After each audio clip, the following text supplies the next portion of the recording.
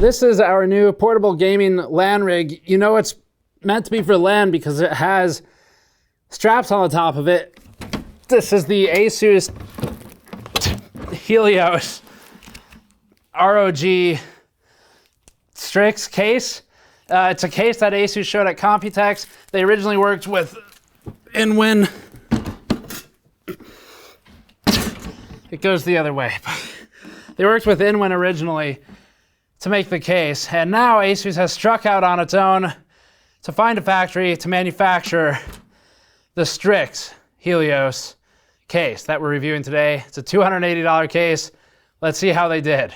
Before that, this video is brought to you by Deepcool's Captain 240 Pro closed loop liquid cooler. The new Captain 240 Pro comes with RGB illuminated fans and a pump, easily synchronized to each other for color matching in your system. The Captain 240 Pro radiator also uses a unique elastic pressure relief bladder in the water tank as a leak prevention mechanism. It expands and contracts based upon liquid temperature to counteract AIO leak concerns. The cooler is available now, and you can learn more at the link in the description below. So this is a pretty complicated case for really what it is. It's expensive, it's a high-end case, it's got bits of aluminum, a lot of glass, it has a lot of steel, and some plastic. And it also has 4 fans. It has some Velcro and some straps on the top that are meant for transporting the case, although really the best way to transport it at this point is probably for me to lower the table and then pick it up. Because frankly, if you're lifting above your shoulders with this thing, you're kind of screwed anyway. So the case is heavy. It's about 18 kilograms without anything in it. As you add stuff to it, it gets heavier.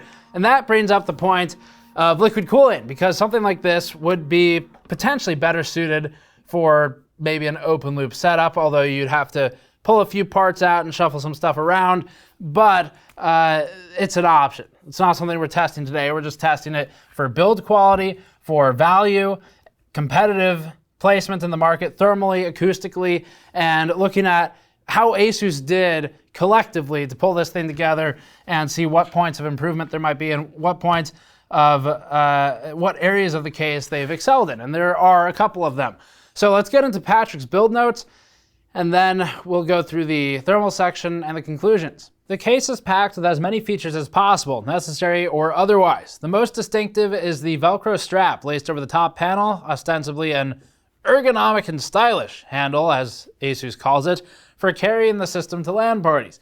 It helps a little bit for hoisting the case up onto a table, but this is not the enclosure to bring to a LAN party, even for the rare person that attends more than one per decade.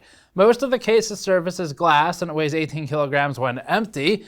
At least the straps and the rails that they've looped them through are massive overkill, tested up to 50 kilograms according to ASUS, so the most likely point of failure is the person lugging it around.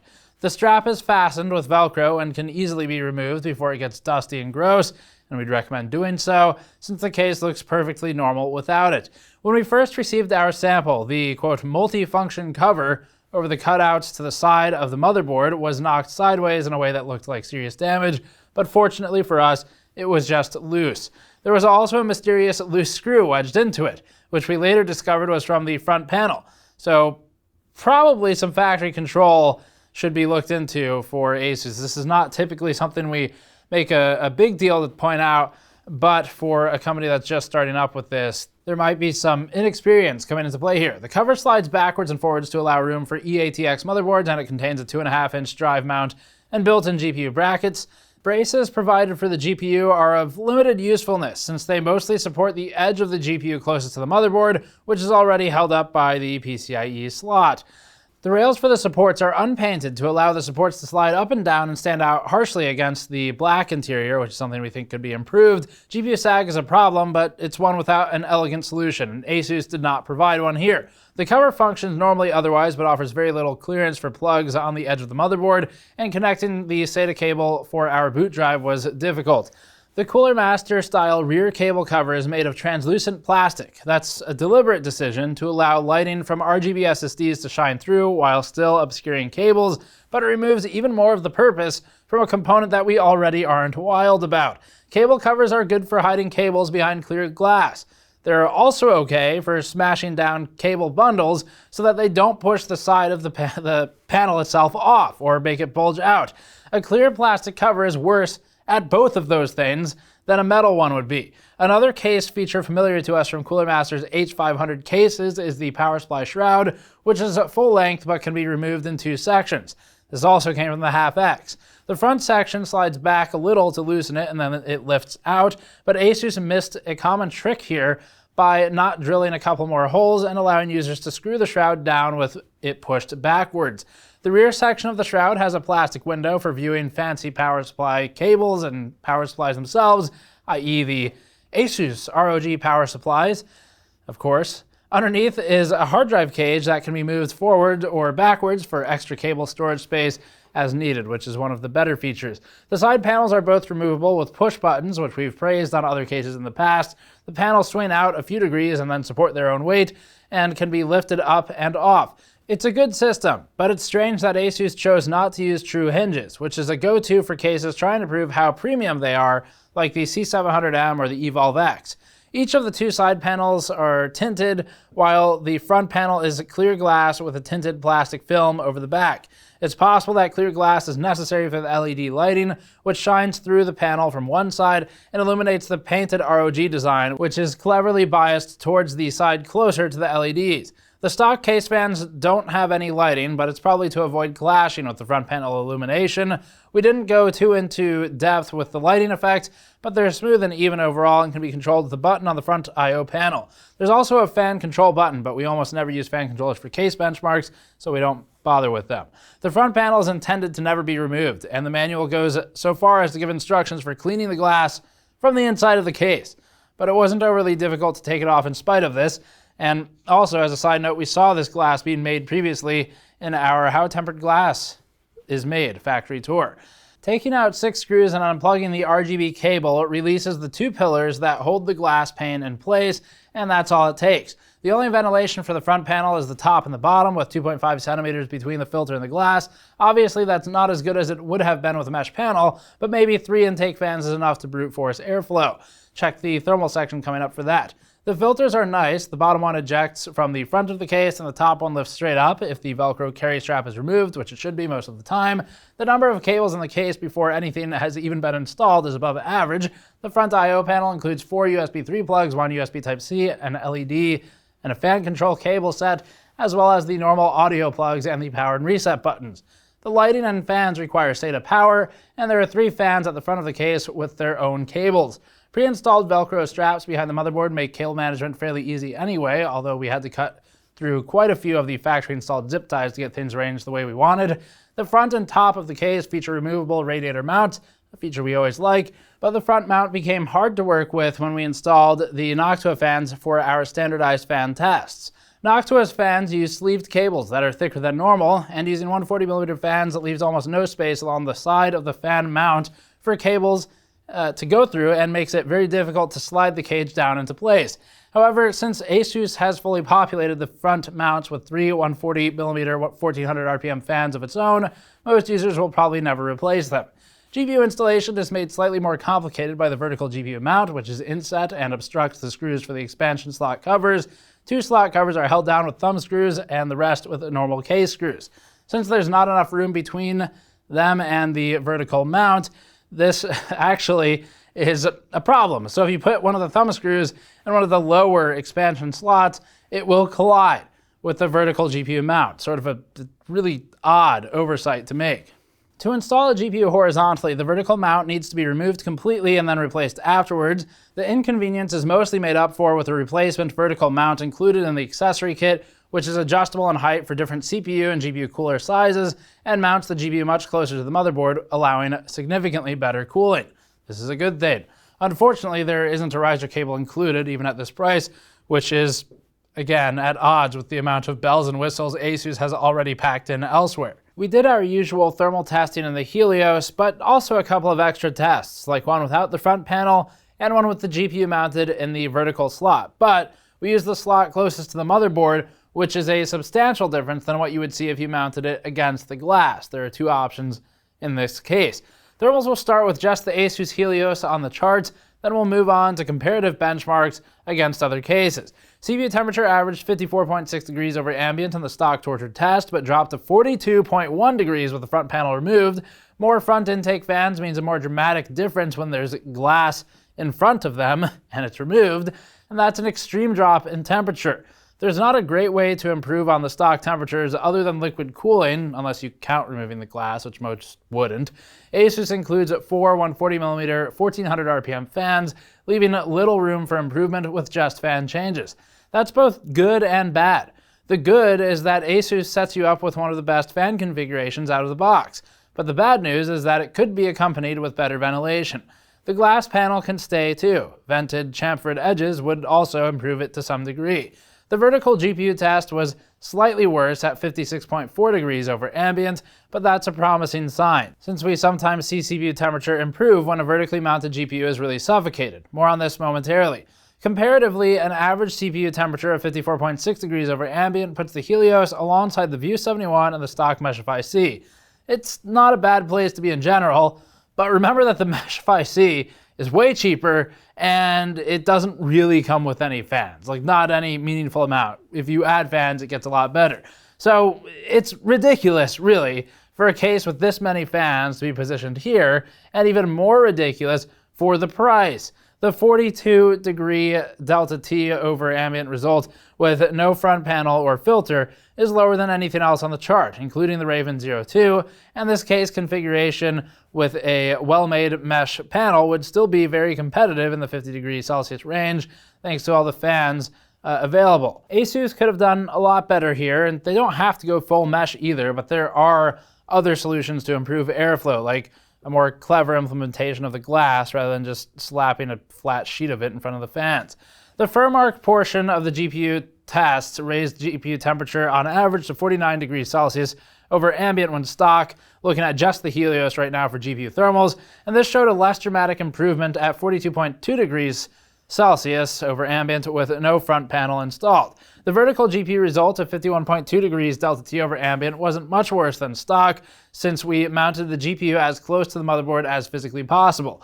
Using the slot close to the glass would have abysmal results, as it always does, so we would strongly recommend, if going vertical for an air-cooled card, use it near the motherboard. If you use vertical mounting for an open loop card, it really doesn't matter. Put it wherever you want. Comparatively, the stock GPU temperature is more competitive than the CPU was, since cases tend to fall down on GPU cooling. The wall of air pushed by the 3 intake fans puts the GPU result between the PM01 and the Rose Bowl Coleman, both cases that we've recommended on multiple occasions. Vertical GPU mounting with an air-cooled card isn't out of the question either, which is rarely true. Just make sure it's close to the board.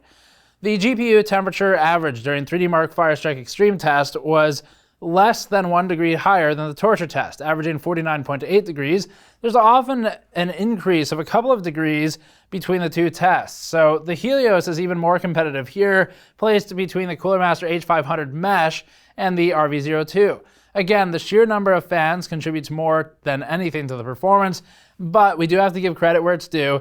ASUS is doing much better with the GPU thermals than the CPU thermals. Kind of a backhanded compliment, but it is actually doing decently in this 3D Mark Firestrike test, so that's good. Blender CPU testing averaged the CPU delta temperature over ambient of 39.2 degrees, on the same level as the disappointing PM02 in our comparative chart. There's a good front-to-back airflow pattern with the stock fans, but there just isn't enough cool air coming in and through the CPU cooler, as demonstrated with the huge temperature drop when the front panel was removed in that earlier test. We've had cases do much worse, but the Helios should be better than that. GPU temperature in the Blender render averaged 24.8 degrees Celsius over ambient, which again compares much more favorably to the other results. It's tied with the RV02 and almost with the RL06, two of the overall best cooled cases we've tested. The Helios holds its own in the category of GPU thermals by throwing fans at it, which is, by extension, throwing money at it. Moving on to noise. The Helios, running at max case fan speed, as it was in the baseline torture test, measured 45 dBA, or louder than any other stock configuration for the most part that we've tested, other than the PM01. There are a lot of big fans moving air very fast, and of course we have the system noise as well.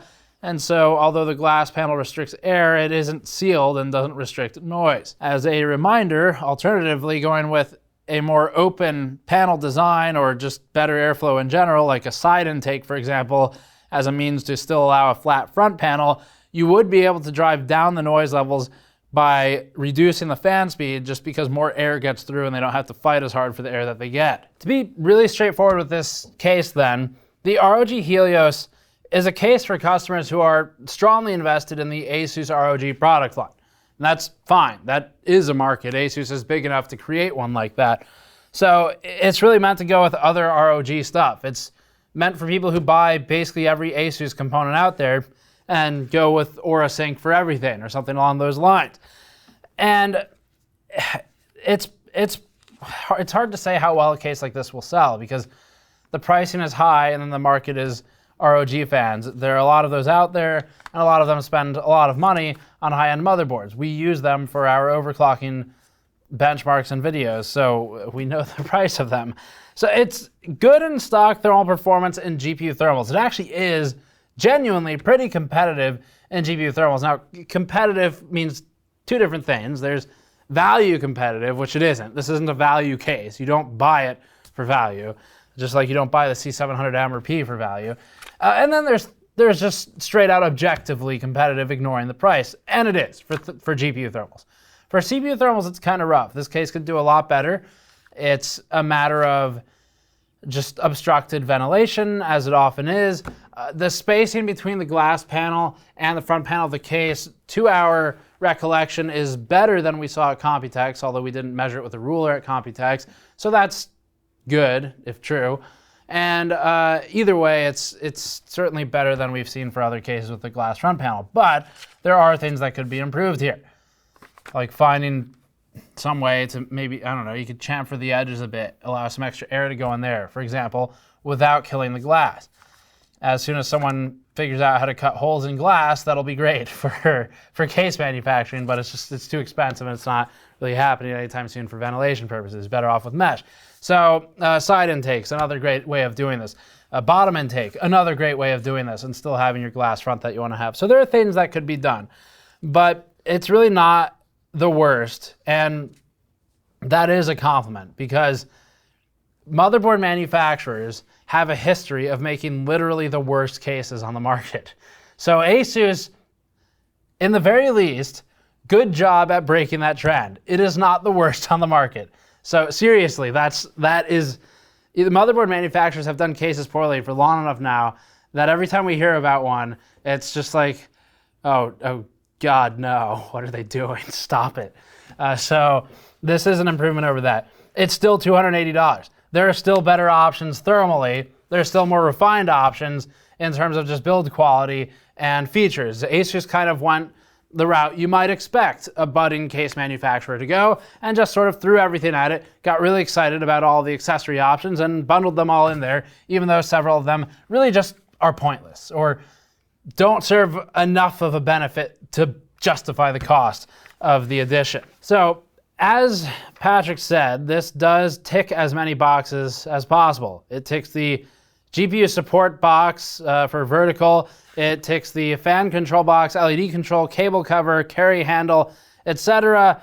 It's beyond what most people would really spend on a case, and even generously assuming someone would spend $20 on each of these fans, you're still left with like a $200 enclosure alone, just the box. So the View 71TG is distinctively RGB heavy or can be the RGB version, and tempered glass adorned. So that's a competitive option if you would like to look around. The Cooler Master H500M is another expensive, high-end, RGB-focused option if you would like to look at that one. And there are plenty others we've reviewed, the C700 series perhaps as well.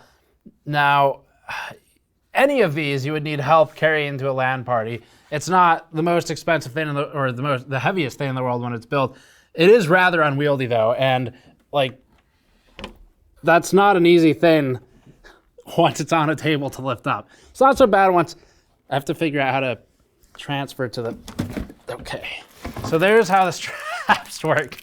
The point, I suppose, the maybe rhetorical one, is that this is either good for deadlifting or LAN parties if you're really one of the people who wants to go through this to show your friends how much you lift. So anyway, it's really not terrible. And we'll probably leave that there. So thank you for watching. Go to store.gamersnexus.net if you would like to pick up something like one of our mod mats, or you can go to patreon.com/gamersnexus to grab a shirt like this one. We should sell branded inhalers after that. Subscribe for more. I'll see you all next time.